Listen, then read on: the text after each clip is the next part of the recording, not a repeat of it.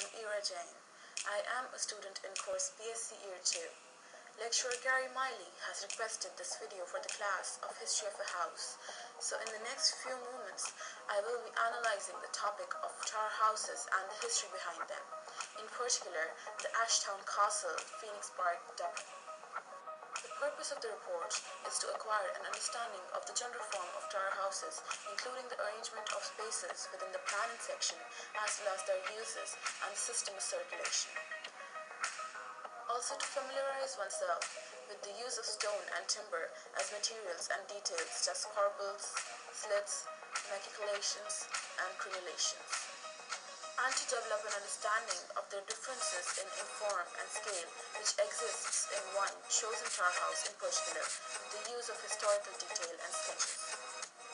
When we look up the history of Irish tower houses, the first thing that comes up is 1169 is an important date in Irish history, marking the beginning of the Norman conquest, bringing with it many changes on the island with the construction of monastic settlement forms and castles and other fortifications to protect the Norman invaders. There are over 2,000 tower houses in Ireland, and many more were built during the late Middle Ages. There is a cluster of tower houses from the southwest counties to County Clare, South Galway, and in clusters in County Louth. Lecturer Gary Miley told us that they continued to be built until 1600s, when Cromwell's arrival may have hastened their downfall. Tower houses are the common landmarks of Irish countryside. They dominate the fields of Ireland. These vertical houses use their height and iconography to establish a tentative sense of security. Tower houses are part of Irish tradition of simple but confident stone technology, well-grounded. They were built with thick walls on battered base, the whole carefully balanced in structure and materials, where walls placed at upper and lower level buttress external walls, which in turn increase in thickness from top to bottom. They contain dark lower floors with small windows, which sheltered servants and storage. The upper levels with large windows, safely above the level of immediate attack, were for the use of the family. The topmost floor served as the hall for reception and entertainment, an airy celebratory space. These tower houses were made habitable by setting additional spaces into the thickness of the walls, so that the plan and section were fully occupied, even though the elevation revealed the image of solidarity.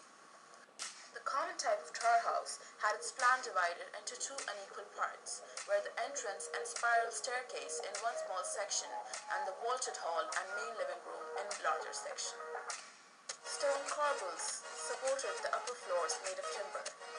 In Louth, many of the tower houses had the stairs in tower diagonally apart. Some tower houses had the circulation located within the walls, called the intramural.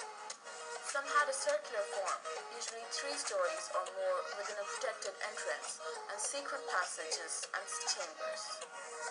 In addition, they contained arrow and gun loops somewhere at the corner. Maculations were located over the main entrances. The tower house that I've chosen is Ashtown Castle, which now stands within Phoenix Park, Dublin, the largest enclosed recreational space within any European capital city. In the late 12th century, the lands of Ashtown were granted to the Hospital of St. John the Baptist, Dublin, by Hugh Tyrrell, 1st Baron of Castleknock.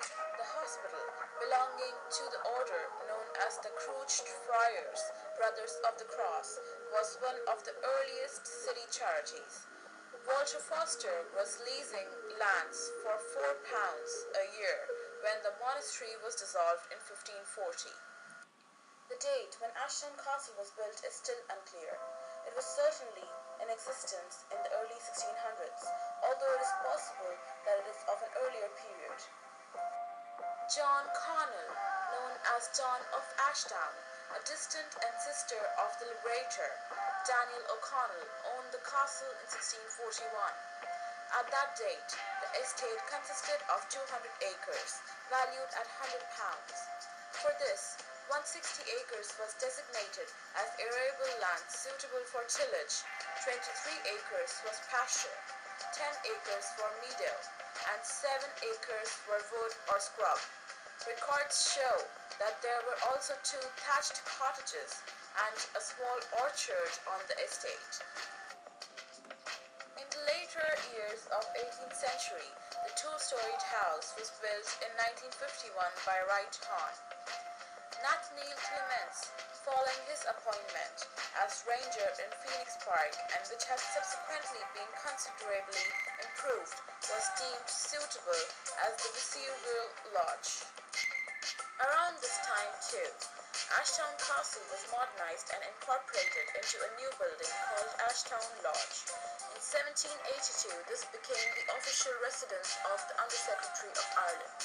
It is said that tunnels ran from Ashtown Lodge to the Viceregal Lodge and Deerfield to allow unseen and secure movement between these buildings. Ashtown Castle has undergone extensive rebuilding at least once in each century since its original construction.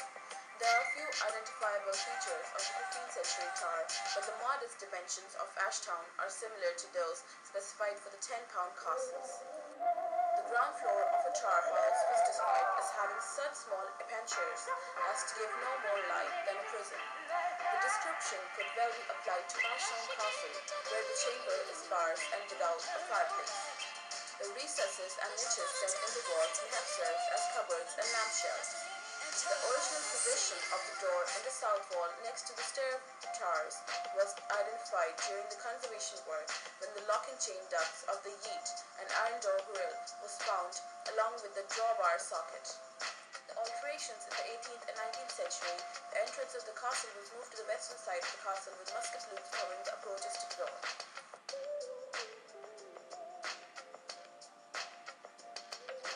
This contained one of the principal living chambers of the tower. Access from the stairs is through a round and arched doorway with dressed stone jambs.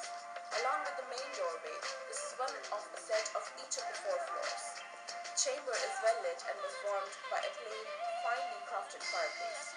The chamber could be partitioned or screened as needs required to provide space for living and managing the household and farms, as well as lodging.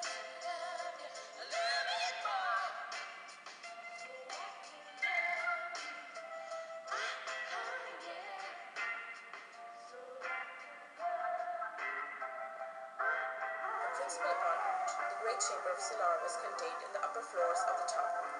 Secure, high above the ground, elegant twin-light windows light the Great Chamber. In the gable walls are single, plain roofs.